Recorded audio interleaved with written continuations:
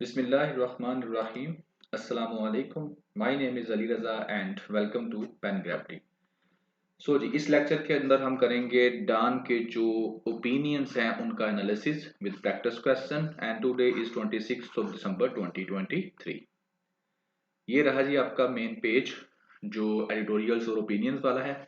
इसके अंदर से हमने ये वाला जो सेक्शन है एडिटोरियल्स वाला, ये हमने लास्ट लेक्चर के अंदर डिस्कस कर लिया था। No we move forward. और अब ये वाला जो आपका सेक्शन है ओपिनियंस वाला, इसके अंदर चार ओपिनियंस हैं, 1 2 3 और 4। इनको अब हम क्या करेंगे, इनका एनालिसिस करेंगे विद प्रैक्टिस क्वेश्चन और कॉम्पिटिटिव एग्जाम्स के पर्सपेक्टिव में, एंड स्पेशली जो है इसके अंदर जो है एसए को और आपके आइडियाज की मेच्योरिटी के ऊपर जो है वर्किंग की जाएगी।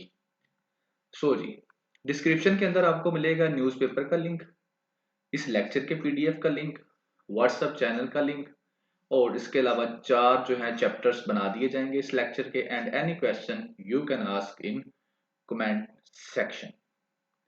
ये लिस्ट है जी करंट जो ग्लोबल इश्यूज हैं, जो नए स्टूडेंट्स हैं वो उसको पॉज करके पढ़ लें। एंड ये करंट जो नेशनल इश्यूज हैं उनकी लिस्ट है। और अगर आपने ये इनमें से किसी को नहीं इसकी आइडिया तो प्रीवियस लेक्चर सुन लें, आपकी क्लैरिटी हो जाएगी।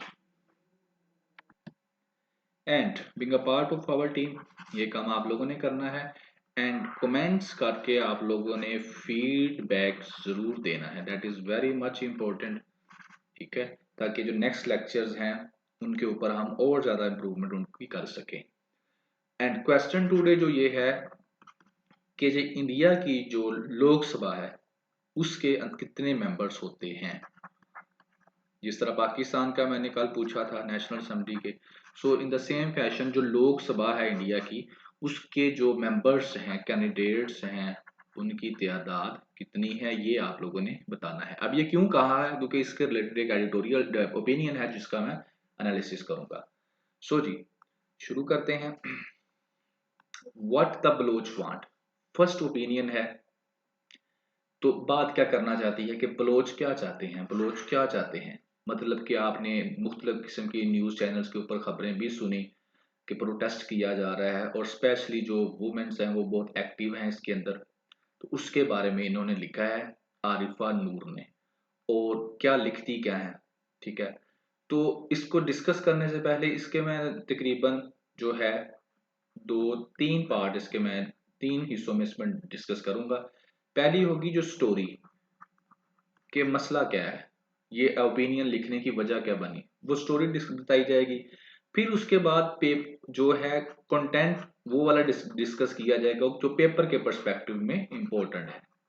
एंड थर्ड नंबर पे आपको बताया जाएगा कि पेपर के किन किन जो टॉपिक्स हैं वहाँ ये वाला जो ऊपर वाला आपको मटेरियल बताया है या ये स्टोरी है, इसको किस किस टॉपिक के अंदर आप जो है फिट कर सकते हैं, डिस्कस कर सकते हैं अपने पेपर के अंदर। जी शुरू करते हैं। तो स्टोरी कुछ इस तरह से है।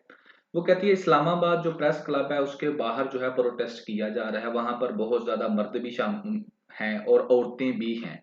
औरतें कौन सी हैं, किसी का बाप जो है वो गुम हो चुका है, डिसअपियर हो चुका, किसी का भाई है। तो मुख्तलिफ किस्म की स्टोरीज वहां पर सुनने आ रही हैं।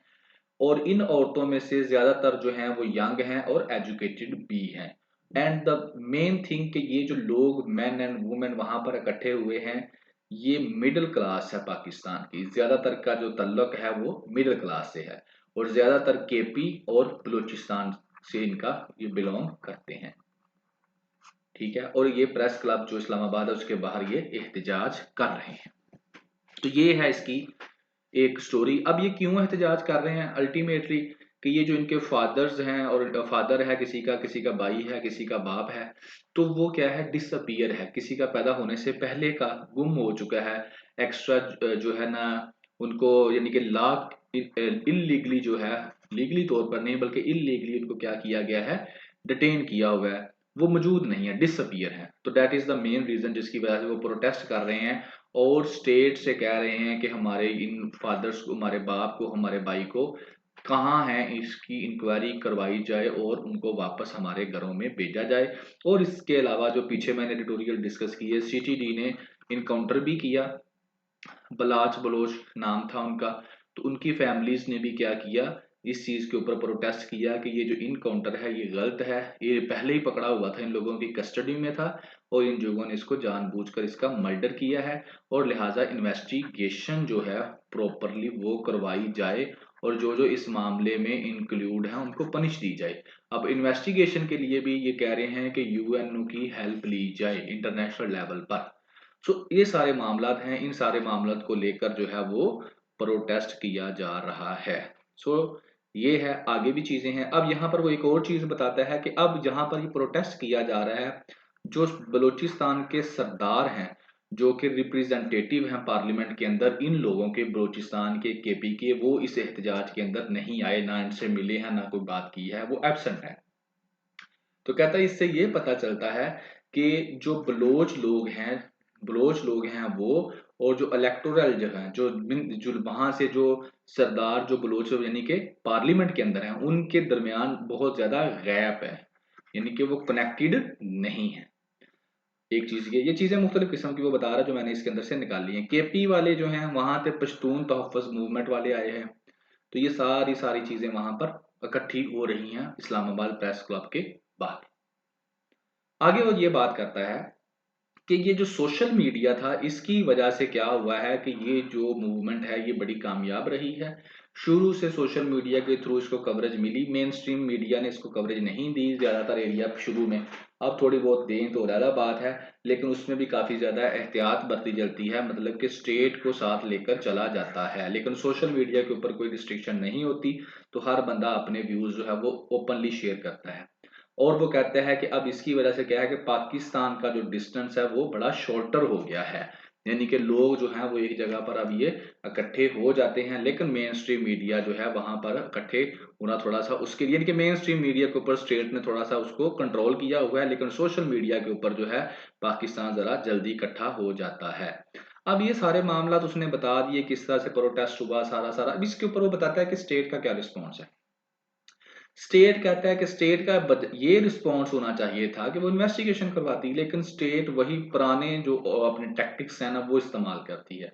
वो क्या करती है, पुलिस वालों को कहती है इनको अरेस्ट कर लो, ठीक है, इनको गायब कर दो यहाँ से, इनके खिलाफ एफआईआर दर्ज कर दो। तो इस तरह के काम जो है वो स्टेट करती है, और शुरू से जब से ये प्रोटेस्ट चला हुआ है इस्लामाबाद के लिए, तब से रास्ते में उनके साथ यही हो रहा है। उनको पकड़ा जाता है, उनके जिलों में वापस छोड़ आते हैं, किसी को जो है वो डिसअपीयर कर दिया जाता है, गायब कर दिया जाता है इलीगली तौर पर। तो ये सारे मामला शुरू से होते आ रहे हैं, और अभी भी स्टेट इसी तरह के काम जो है वो कर रही है जो कि नामुनासिब है। अब वो कहता है कि स्टेट को करना क्या चाहिए। कहता है कि स्टेट को ये करना चाहिए कि वो इंगेज हो इन यंग पीपल्स के साथ, जो कि मिडिल क्लास से बिलोंग करते हैं, ना कि इनको चुप करवाए इनको जबरदस्ती, ऐसा काम ना करे, बल्कि इनके साथ बैठे बात करे, इनके मसले मसाइल सुने, और बिंग अ रिस्पॉन्सिबल स्टेट जो भी है लोग हैं, वो रिप्रेजेंटेटिव ऑफ स्टेट के, जैसे हमारे पीएम साहब हैं या कोई दूसरे जो भी हैं जिनके पास एडमिनिस्ट्रेशन पावर है, वो इनकी बात को सुने, और जो इनके लीगल और वैलिड जो भी इनके यानी कि चीजें हैं उनके ऊपर अब वर्क किया जाए, ना कि इनको जबरदस्ती चुप करवाने की कोशिश की जाए, ऐसा कुछ नहीं करना चाहिए वो कहता है। और कहता है कि इसके अलावा जो बलूचिस्तान वाले हैं उनको भी अपने रिप्रेजेंटेटिव जो है वो चूज करने का मौका दिया जाए, क्योंकि वहां पर बहुत ज्यादा जो है इलेक्टेबल्स की सियासत हो रही है बलूचिस्तान के अंदर।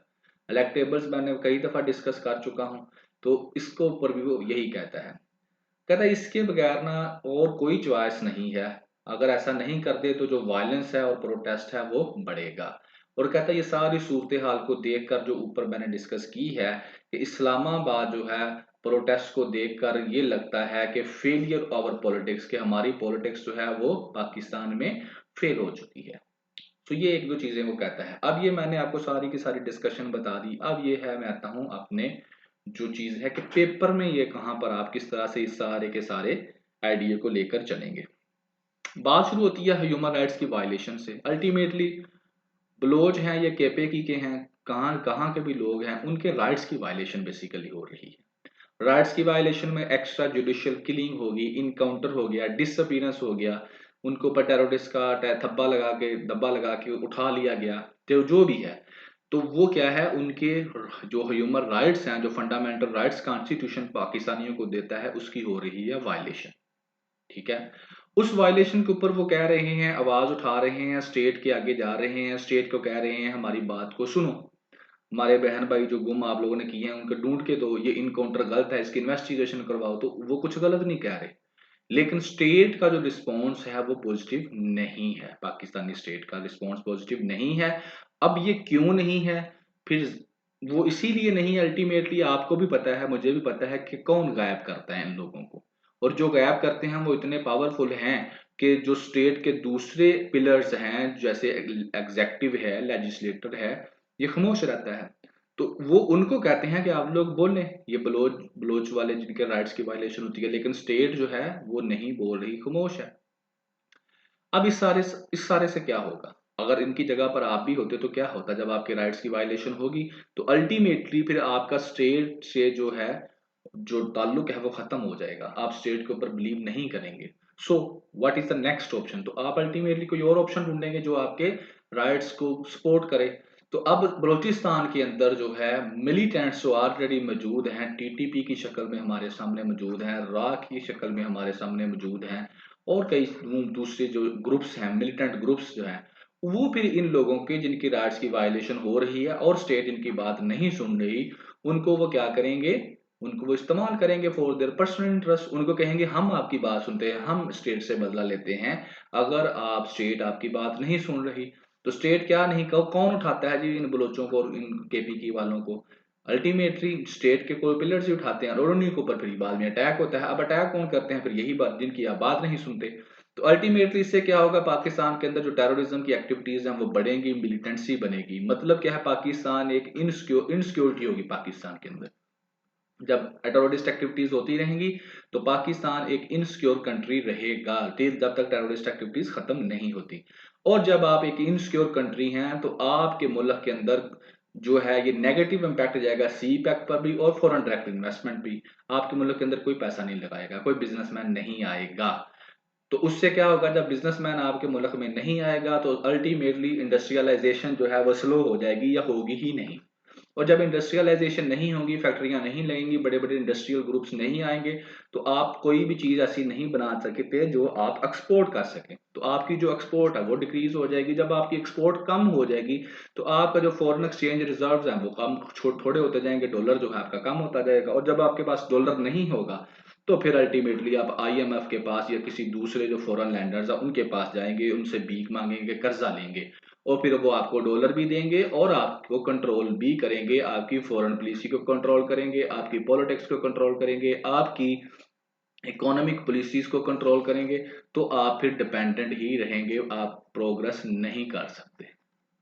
सो ये है स्टोरी। इस स्टोरी को आप अपने जहन में रखें और इस तरह से आप इस स्टोरी को जो बलोचों के साथ हो रहा है ह्यूमन राइट्स की वायलेशन, आप इसको कहीं भी किसी भी के साथ, इकोनॉमी के साथ चाहे लिंक कर लें, टेररिज्म के साथ चाहे लिंक कर लें, मिलिटेंसी के साथ लिंक कर लें, एक्सपोर्ट के साथ लिंक कर लें, इंडस्ट्रियलाइजेशन के साथ लिंक कर लें, anywhere you can link it. अब ये आपकी अप्रोच है कि आप में कितना दम है। ठीक है, तो इस तरह से आपने इन सब को क्या करना है, कनेक्ट करना है, और एक अच्छी इंग्लिश के अंदर आप लिखते हैं, इंग्लिश लैंग्वेज के अंदर, तो आपका ऐसे भी पास हो जाता है और अल्टीमेटली ये सारे का सारा आपका इस्तेमाल होगा करंट अफेयर के अंदर, पाकिस्तान अफेयर के अंदर, और कई अदर सोशल जो टॉपिक्स हैं सोशल साइंसेस के, वहां पर भी। सो ये रहा आपका first opinion. Second opinion, democracy without question. India की बात करेगा जी इसके अंदर।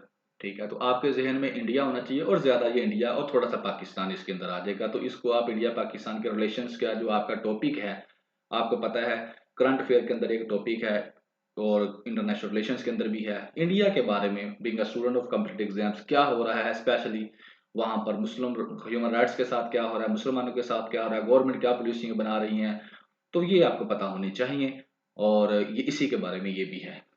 तो यहां से आपका जो मेन टॉपिक समझने के इंडिया पाकिस्तान रिलेशंस होगा। चलो जी, क्या कहता है, इस सारे को पढ़ने के बाद जो इसका क्रक्स है वो वैसे दो लाइनों का क्रक्स है इसका सारा। ठीक है, बाकी स्टोरी इसके अंदर ज्यादा है, मटेरियल वैसे पेपर पर्सपेक्टिव में मुझे तो इसके अंदर से इतना नहीं मिला। तो स्टोरी क्या है, सो स्टोरी सीधी सी है कि लोकसभा की बात करता है वो, कि लोकसभा के अंदर क्या होता है, सिक्योरिटी ब्रीच हो जाती है। क्वेश्चन ये है कि लोकसभा इनकी जो है वहां पर क्या होता है, पार्लियामेंट के अंदर सिक्योरिटी ब्रीच हो जाती है, बाहर से कोई दो बंदे आ जाते हैं, घुस जाते हैं। तो पहले इसको एनालाइज करने से पहले आपको थोड़ा सा जो पार्लियामेंट ऑफ इंडिया है उसका मैं हल्का सा टच दे देता हूं ताकि आपके जहन में बन जाए। तो ये एक नई बिल्डिंग आपके सामने आ गई है, ये बनाई है इंडिया वालों ने, नई जो पार्लियामेंट की बिल्डिंग है ये वाली, ठीक हो गया, ये नहीं है, ठीक हो गया। और यहाँ पर अगर मैं, ये तो बिल्डिंग होगी, यहाँ पर ये सारे बैठते हैं, अब सारे इनके जो भी एमपीएस वगैरह हैं। स्ट्रक्चर ये है, पार्लियामेंट ऑफ इंडिया तीन चीजों का मिक्सचर है, प्रेसिडेंट ऑफ इंडिया, लोकसभा और राज्यसभा। जिस तरह हमारा सेनेट है, नेशनल असेंबली है और प्रेसिडेंट है, इसी तरह की इनसा लोकसभा है, राज्यसभा है और प्रेसिडेंट ऑफ इंडिया है। इन तीनों को जब आप मिक्स करेंगे तो पार्लियामेंट ऑफ इंडिया बन जाएगा। और आगे यहाँ पर अगर आप देख रहे हैं तो ये काउंसिल ऑफ स्टेट जो है इसको हम कहते हैं Rajya Sabha, and house of people इसको हम कहते हैं लोकसभा। ठीक है, ज्यादा डीपली हमें जाने की जरूरत नहीं है, लेकिन एक हल्का सा टच जो है आपको पता होना चाहिए, ऑब्जेक्टिव में भी आपसे पूछ सकते हैं, खास तौर पर जो आपका वन पेपर एमसीक्यूज होता है। तो लोकसभा में मैंने क्वेश्चन भी यही पूछा था कि कितने मेंबर आपके होते हैं इंडिया के अंदर। तो ये रहा आपका हल्का सा टच रिगार्डिंग दिस। अब होता क्या है, इस बिल्डिंग के अंदर दो बंदे आ जाते हैं जनाब, और आकर वो करते क्या है वो बताता हूँ। बात है जी 13 दिसंबर की 2023 की। ठीक है, सिक्योरिटी ब्रीच हो जाता है, कहता है लोकसभा के अंदर दो बंदे आते हैं अंदर, पार्लियामेंट के अंदर इनके बैठे होते हैं जहां पर एमपीस वगैरह। तो वो वहां पर क्या करते हैं, स्लोगन्स लगाना शुरू कर देते हैं, और स्लोगन्स के अंदर दो लफ्ज के नारे लगाते हैं, अनएम्प्लॉयमेंट अथॉरिटेरियनिज्म, इन दो वर्ड्स का वो इस्तेमाल करते हैं। और उसके बाद जब वो पता चलता है तो उसके बाद वो येलो गैस होती है, उनके पास छोटे से कनिस्टर्स होते हैं, तो उनको वो क्या कर देते हैं, खोल देते हैं, तो येलो गैस जो है वहां पर फैल जाती है ताकि वो उनकी शनाख्त ना हो सके।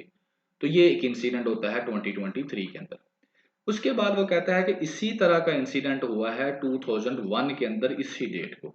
और तब क्या हुआ था कि एक कार जो है जिसके ऊपर मिनिस्ट्री का टिकट लगा हुआ था, स्टिकर लगा हुआ था, सॉरी।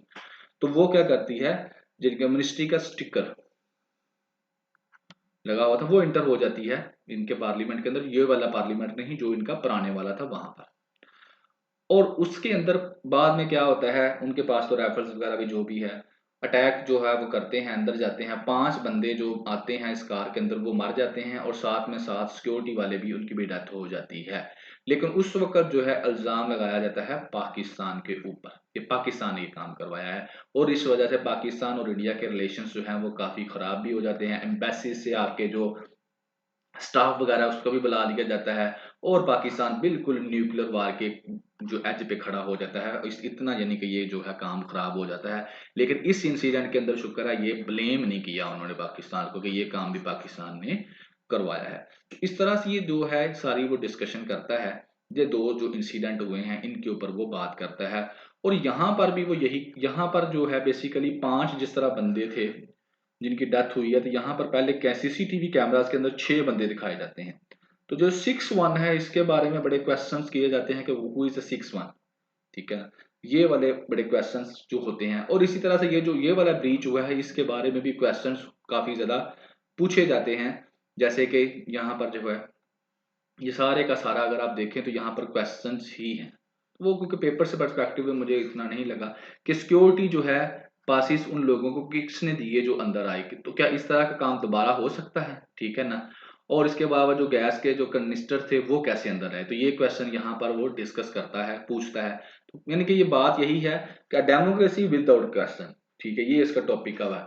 तो इसमें यानी कि वो यही बस एक स्टोरी थी जो मैंने आपके साथ एक्सप्लेन कर दी, ज्यादा इसके अंदर टाइम देने की जरूरत हमको नहीं है, क्योंकि हम टाइम देते हैं कंटेंट को, स्टोरीज तो बनती रहती हैं। तो ये बस बताना जरूरी था कि ये पहले भी इस तरह का ब्रीच हो चुका है इंडिया की पार्लियामेंट के अंदर 2001 के अंदर। एंड अगर पेपर पर्सपेक्टिव में बात करूं तो यहाँ पर आपको बिटवीन इंडिया और पाकिस्तान जो है रिलेशंस नजर आता है, और उसके अंदर जैसे 2001 की वो बात करता है, तो तब जब ये हुआ था वाकया, तो इन दोनों के दरमियान जो है न्यूक्लियर वार तक जो है बात चली गई थी। तो इससे ये है कि इन दोनों के दरमियान, पाकिस्तान और इंडिया के दरमियान हमेशा से ट्रस्ट का गैप रहा है, ये एक दूसरे के ऊपर ट्रस्ट नहीं करते, और that is the main reason कि इन दोनों के दरमियान आज तक जो है वो पीस डेवलप नहीं हो सका। सो जी, that is all India Pakistan relations के अंदर आप इसको फिट कर सकते हैं। अब हम चलते हैं अपने नेक्स्ट ओपिनियन की तरफ, प्लांटेशन ड्राइव। अब प्लांटेशन ड्राइव के अंदर वो क्या डिस्कस करेगा जी आपके साथ, यहाँ पर वो आपकी डेमोक्रेसी को डिस्कस करेगा और साथ साथ हम देखते हैं और क्या क्या चीजें डिस्कस करता है स्टेप बाय स्टेप। तो वो शुरू करता है डेमोक्रेसी से बात, और इसके अंदर वो कहता है कि जो electoral and constitutional democracy democracy होती है ना, जो असल वाली डेमोक्रेसी होती है जिसको वाकई हम कॉन्स्टिट्यूशनल और इलेक्टोरल डेमोक्रेसी कहते हैं, वो ये डिमांड करती है कि जो लोग हैं वो विजिलेंट रहें, वो विजिलेंस करें, देखें, गौर करें। जो लोग हैं उनका किरदार के ऊपर बात करता है कि वो बड़ा इंपॉर्टेंट होता है। तो वो क्या करें, वो सिर्फ ये नहीं है कि बैलेट पेपर के ऊपर स्टैंप लगाकर आ जाएं, ठीक है, इससे काम ना तो शुरू होता है और ना ही डेमोक्रेटिक प्रोसेस का काम खत्म होता है। बल्कि लोग क्या करें, लोग ये करें कि जो इलेक्शन मैनिफेस्टो है ना पॉलिटिकल पार्टीज का, उसको गौर से देखें, और उसके बाद जो है पॉलिटिकल पार्टीज का पास्ट रिकॉर्ड देखें कि उन्होंने अपने जो अपना मैनिफेस्टोस दिए थे क्या उसके ऊपर डिलीवरी की है, अपने जो वादे थे उनके ऊपर वो पूरे उतरे थे हिस्ट्री में, इसके ऊपर वो फोकस करें। और उसके बाद जो है अकाउंटेबिलिटी के ऊपर फोकस करें, ठीक है ना, कि जो जब वो ऑफिस में रहे हैं तो क्या उन्होंने जो मामलात किए हैं उनके ऊपर उन्होंने अपनी अकाउंटेबिलिटी करवाई है। तो ये चीजों के ऊपर वह कहता है कि जब लोग जो है इस चीज की, इन दो तीन चीजों के ऊपर जो है फोकस करेंगे, तो फिर अपने वोट का सही इस्तेमाल कर सकेंगे, फिर ही कुछ हो सकेगा, और फिर ही एक इलेक्टोरल एंड कॉन्स्टिट्यूशनल डेमोक्रेसी हम कह सकेंगे कि हमारे मुल्क के अंदर है। और आपको पता है कि ये वाली सेंस तो वैसे भी हमारी काम नहीं करती, और ना कभी हमने फोकस किया है ज्यादा। और उससे कहता है कि आगे ये यहाँ तक वो एक बात कंप्लीट कर देता है, और वो कहता है उसके बाद वो बात करता है कि सिर्फ इस तरह के स्लोगन्स उठ के ना कि हम लाड़काना को पेरिस बना देंगे, उससे कुछ नहीं होता। ये सिर्फ स्लोगन्स हैं, और आपके सामने सारे शहरों की हालात हैं। लाहौर को पेरिस बना देंगे, लाड़काना को पेरिस बना देंगे, तो ऐसी बातों के ऊपर आप जो है वोट कास्ट ना करें, बल्कि गौर व फिक्र करें इन चीजों के ऊपर, ये फिर ही आपके मुल्क में डेमोक्रेसी जो है सही वाली आएगी। फिर वो आगे यही जो लाड़काना वाली एग्जाम्पल उन्होंने दिया, इसको पेरिस बना देंगे, इसी से आगे वो बात करता है। कहता है फिर वो ब्रिटिश की बात करता है कि कराची के अंदर जो ब्रिटिश इरा थी, ब्रिटिश इरा के अंदर वो कहता है कि उन्होंने बड़ी इमारतें मुख्तलिफ किस्म की बनाई, बड़ी अच्छी अच्छी। उनकी एक लंबी लिस्ट थी, लेकिन वो हमारे जरूरत की नहीं है, लिहाजा मैंने उसको यहाँ पर एडअप नहीं किया। मुगल्स ने कहता है उन्होंने भी बहुत इमारतें बनाई पाकिस्तान के सेल एरिया के अंदर, लेकिन ये दो जो कहता है, ये दो जो है ये अकाउंटेबल नहीं थे अपने किसी भी काम के, जो मर्जी करें, जहां मर्जी पैसा लगाएं उनको कोई, क्योंकि उनका जो स्ट्रक्चर है पावर का वो डिफरेंट था। लेकिन कहता है अब जो मॉडर्न इरा है इसके अंदर अकाउंटेबिलिटी है। आपको बताना पड़ेगा कि आप अगर वेलफेयर के ऊपर कहीं भी जो है पैसा खर्च कर रहे हो तो उसकी अकाउंटेबिलिटी आपको देनी पड़ेगी। That is the modern era. और लेकिन कहता है कि अब वेलफेयर की बात के ऊपर ये पैसे भी खर्च करते हैं, कंस्ट्रक्शन भी करते हैं, लेकिन मसला ये है कि जब भी पब्लिक वेलफेयर स्कीम की बात की जाएगी तो हमारे यहाँ पर ये दो ही चीजें देखने को मिलती हैं, या तो ओवरहेड ब्रिज मिलते हैं आपको या अंडर पासिस मिलते हैं। बस इन्हीं के ऊपर हमारी सारी की सारी जो है वो वेलफेयर स्कीमें खड़ी होती हैं, और यही बस हमको देखने को मिलता है। और आगे जाकर वो दो चीजें बड़ी प्यारी डिस्कस करता है यहाँ पर। कहते हैं कराची के अंदर होती है चाइना कटिंग, और रावलपिंडी के अंदर होती है टेक्स्ट बुक प्रैक्टिस। अब ये आप लोगों ने जरा गौर से दो सुन लेना है कि अब ये दोनों चीजें बेसिकली हैं क्या, और किस तरह से ये जो है माफिया जो है कितना वो स्ट्रॉन्ग है। चाइना कटिंग बेसिकली एक टर्म है जिसको यूज किया जाता है, और वो टर्म कैसे यूज की जाती है, वो टर्म ऐसे यूज होती है कि जो लैंड माफिया वो क्या करता है, ठीक है। और ये जो है जब अल्ताफ सैन एमक्यूएम वाले थे उनके दौर में ये तो बड़ा बहुत ज्यादा होता था। अब होता क्या है कि गवर्नमेंट ने एक जगह जो है इतनी ये अलॉट कर दी है, किस काम के लिए, कब्रिस्तान बनाने के लिए, पार्क बनाने के लिए, या कोई भी किसी किस्म की जो है आप कह लें कि पार्क है, कब्रिस्तान है, इंटरटेनमेंट की जगह है, इनके गवर्नमेंट का कोई काम करने के लिए ये जगह अलॉट कर दी है कि यहाँ पर ये पार्क बने, चलो पार्क बनेगा यहाँ पर। अब ये जो है क्या करेंगे, इसका एक साइड थोड़ी सी काट लेंगे, यहाँ पर जो कमर्शियल साइड पे होगी, ठीक है, कमर्शियल साइड को काट के उसका प्लाजा बना दिया, प्लॉट्स बना दिए और उनको बेच दिया। तो ये फिर क्या करते हैं, इसको कहते हैं हम लोग चाइना कटिंग, ठीक है। इस तरह की एक्टिविटी को कहा जाता है चाइना कटिंग। और इससे क्या होता है, आपका जो लैंड माफिया है वो अच्छा खासा गवर्नमेंट के साथ मिलकर पैसा कमाता है। और आगे इसके नुकसान क्या हैं वो मैं बाद में बताता हूँ आपको। इसी तरह रावलपिंडी के अंदर होती है टेक्स्ट बुक प्रैक्टिस। अब टेक्स्ट बुक प्रैक्टिस क्या है कि अब ये जगह है, ठीक है, बेशक गवर्नमेंट की है या जो भी, गवर्नमेंट की बेसिकली ज्यादा होती है। कमर्शियल पॉइंट ऑफ व्यू से देखा बहुत अच्छी है, ठीक है, अच्छी है। तो वहां पर अगर वो बहुत नीचे है यानी कि डंप है, खराब है, तो वहां पर कूड़ा फेंकना शुरू कर दिया। पहले कूड़ा फेंक फेंक के उसको वहां पर कूड़े से ही भर दिया, ढेर लगा दिया। ठीक है, गवर्नमेंट की है या किसी और की भी है, आम बंदे की, कोई नहीं आया, ठीक है। तो वहां पर क्या है, मक्खियां हैं, कुत्ते हैं, बिल्लियां हैं, वो फिरेंगी, बदबू आएगी, सारा कुछ मसला मसाइल होगा।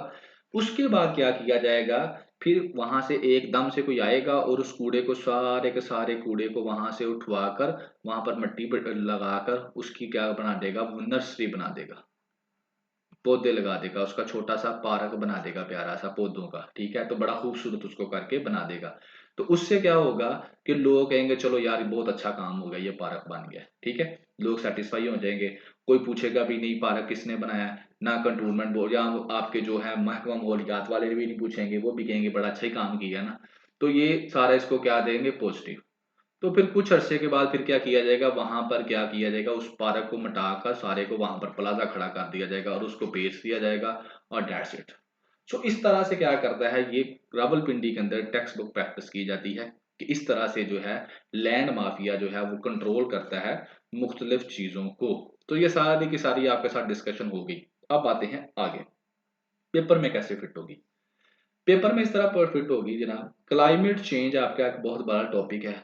इसको काउंटर करने के लिए प्लांटेशन ड्राइव की जरूरत है। अब गवर्नमेंट क्या करती है, ये इलाका दे दिया प्लांटेशन ड्राइव के लिए, यहाँ पे पौधे लगा दें जी, या कोई ऐसी स्कीम कर दें कि पौधे हों, लगा दिए, प्लांटेशन ड्राइव कर दी। माफिया आया, उसने ये वाली साइड काट कर बेच दी, और इसने क्या की, चाइना कटिंग कर दी। अब उस चाइना कटिंग से क्या होगा, क्लाइमेट चेंज जो है वो हम उससे फायदा नहीं उठा सकेंगे। तो जब क्लाइमेट चेंज की बात हो तो you can add up this like this, कि क्यों नहीं कई स्कीमें ऐसी आती हैं, लेकिन उनको इस तरह से क्या किया जाता है, लैंड माफिया क्या करता है, उन स्कीमों को हड़प कर जाता है। पब्लिक वेलफेयर स्कीम जैसे पार्क्स वगैरह बनाना, वहां पर भी ये चाइना कटिंग का इस्तेमाल किया जाता है। और सबसे बड़ी बात, करप्शन माफिया इसके अंदर इन्वॉल्व है, ये that is another way of corruption. Corruption के अंदर आप इसको इंक्लूड कर सकते हैं कि किस तरह से जो मुख्तलिफ किस्म की स्कीमें लगाई जाती हैं, वेलफेयर की स्कीमें, पार्क्स बनाने हैं, कब्रिस्तान बनाना है या कुछ और बनाना है, तो वहां पर किस तरह से ये जो माफिया है ये चीजों को कंट्रोल करता है। So like this you can add it. ठीक है जी, अब हम चलते हैं नेक्स्ट ओपिनियन की तरफ। Unjustified stigma. अनजस्टिफाइड स्टिग्मा में बेसिकली वो क्या डिस्कस करता है, वो आपकी हेल्थ इश्यू को लेकर, मेंटल हेल्थ इश्यू को जो है वो लेकर जो सारी की सारी डिबेट करेगा कि पाकिस्तान के अंदर जो है ये जो स्टिग्मा जो है, बेसिकली स्टिग्मा कहते हैं शेम को। ठीक है, दाग नहीं जिस तरह कहते हैं किसी के ऊपर लग जाना, डिसऑनर, बिस्ती। तो ये स्टिग्मा है, इस मेंटल हेल्थ के स्टिग्मे को लेकर वो बात जो है वो स्टार्ट करता है, और मुख्तलिफ जो दूसरे इश्यूज हैं उनको साथ में क्या करता है, अटैच कर लेता है। कहता है मेंटल हेल्थ पाकिस्तान के अंदर एक बहुत प्रॉब्लम बनी हुई है, और जब भी किसी को ये प्रॉब्लम होती है, वो ज़हनी तौर पे बीमार होता है, साइकोलॉजिकली डिस्टर्ब होता है, तो उसको डॉक्टर के पास नहीं हम लोग लेके जाते, उसको हम लेके जाते हैं किसी रूहानी बाबे के पास, स्पिरिचुअल के पास। तो इससे कहता है जो हमारी सोसाइटी है ना, उसकी डिपेंडेंस जो है ना ट्रेडिशनल हीलर्स, दम दरूद करने वाले, उनके ऊपर हमें नजर आती है कि बहुत ज्यादा है। एक बात तो ये वो करता है। दूसरा वो कहता है कि चाइल्ड सेक्सुअल अब्यूज पाकिस्तान के अंदर बहुत ज्यादा बढ़ चुकी है। ठीक है, और वो भी इस मेंटल हेल्थ को लिंक करता है इसके साथ, कि ये वाली वजह भी क्या है, मेंटल लोगों को, कई लोग जो पकड़े जाते हैं उनको मेंटली प्रॉब्लम होती है, मेंटली तो ज़हनी तौर पर वो जो है ना बीमार होते हैं। उसके बाद नेक्स्ट वो कहता है कि वो तो ज़हनी तौर पर बीमार होते हैं, लेकिन जिन बच्चों के साथ ये काम होता है उनकी जो बाद में जो है मेंटल हेल्थ है, उसको भी क्या है प्रॉब्लम होती है। और उसको जो है मेंटल हेल्थ को बाद में, यानी कि जिसके साथ ये काम होता है, बाद में उसका भी जहन जो है वो ठीक नहीं रहता। तो उसको भी एड्रेस करने की जरूरत है। और आगे वो बात करता है ह्यूमन राइट्स जो है उसकी रिपोर्ट, ह्यूमन राइट्स कहता है, ह्यूमन राइट्स जो पाकिस्तान के अंदर है, वो वुमेन के केस को भी अगर देखा जाए तो ह्यूमन राइट्स पाकिस्तान में चैलेंज बढ़ चुका है, कि वुमेन्स के राइट्स की भी वायलेशन हो रही है, जिस तरह चिल्ड्रन के राइट्स की वायलेशन हो रही है। और इसमें वो बताता है कि ह्यूमन राइट्स कमीशन पाकिस्तान की जो रिपोर्ट है वो ये कहती है कि हर 2 घंटे में एक औरत का रेप किया जाता है। लेकिन जो पाकिस्तान मैन अगेंस्ट रेप ये वाली जो एसोसिएशन है या ऑर्गेनाइजेशन है, ये कहती है नहीं, हर 20 मिनट में एक औरत का रेप किया जाता है पाकिस्तान में। तो लिहाजा इस पर्सपेक्टिव में आपको नजर आएगा कि वुमेन के जो राइट्स की वायलेशन कितनी ज्यादा हो रही है। ठीक हो गया। आगे वो कहता है कि इससे क्या होगा, ये जो ऊपर सारा बताया है उससे क्या होता है कि जो वुमेन है उनकी मेंटल हेल्थ जो है बिल्कुल तबाह व बर्बाद होकर रह जाती है। और इसके अलावा कहता है और जो एक सोशो कल्चरल हमारी प्रॉब्लम्स है ना, कल्चरल प्रैक्टिसेस हैं, जैसे कि कारोकारी, कारोकारी की रस्म का आपको पता है, वट्टा सट्टा, ये वाली रस्म। अब कारोकारी बेसिकली क्या होती है कि ऑनर किलिंग जो होती है बलूचिस्तान के अंदर, सिंध के अंदर, जिसके ना उसको आप कह सकते हैं। और वट्टा सट्टा जो होता है, जिनके इसको यानी कि अदले का बदला इस तरह से, और अर्ली चाइल्ड मैरिजेस, इस तरह की जो रस्में हैं, इससे भी क्या होता है कि जो औरतों की मेंटल हेल्थ है ना वो बहुत ज्यादा तबाह हो जाती है। अब ये सब कुछ होता है, लेकिन उसके बावजूद जो है पाकिस्तान के अंदर जो है, जब इसको हम सही करने की बात करते हैं तो सबसे बड़ा प्रॉब्लम हमें जो सामने आता है वो आता है ट्रेंड हेल्थ केयर जो है वो हमारी जरूरत के मुताबिक नहीं है, यानी कि जो साइकियाट्रिस्ट हैं वो बिल्कुल थोड़े आटे में नमक के बराबर हैं। तो सबसे बड़ा तो प्रॉब्लम ये है। और दूसरा, हमारी सोसाइटी भी जहर है, उनको दामदरूद वालों के पास लेके जाती है, साइकियाट्रिस्ट के पास लेकर नहीं जाती।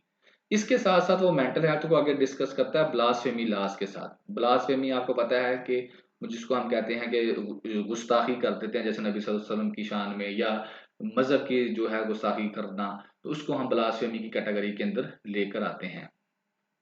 तो इसका जो है कहता है ये जो ब्लास्फेमी लॉज हैं इनको भी मेंटल इल जो लोग हैं उनके ऊपर अप्लाई नहीं करना चाहिए। लेकिन कहता है कि 1986 से लेकर 2010 तक तकरीबन 50 बंदे जो हैं उनकी एक्स्ट्रा जुडिशियल जो है डेथ हमारे सामने आती है। एक्स्ट्रा जुडिशियल का मतलब होता है कोर्ट से बाहर, जुडिशरी से बाहर, आप खुद ही उनका मर्डर कर दें तो वो, तो कहता है इतने बंदों की डेथ हमारे सामने आती है। तो बेसिकली वो कहना ये चाह रहा है कि जनाबी अली जो लोग ब्लास्फेमी लॉ जो है बनाया गया है, जब कोई किसी ब्लास्फेमी प्रैक्टिस करता है तो उसके बाद चेक करना चाहिए कि कहीं ये ज़हनी तौर पर ठीक तो है, ज़हनी तौर पर बीमार तो नहीं है, उसके बाद उसको सज़ा देनी चाहिए, पहले ही उसको मार नहीं देना चाहिए। तो ये चीज़ भी नज़रअंदाज नहीं करनी चाहिए।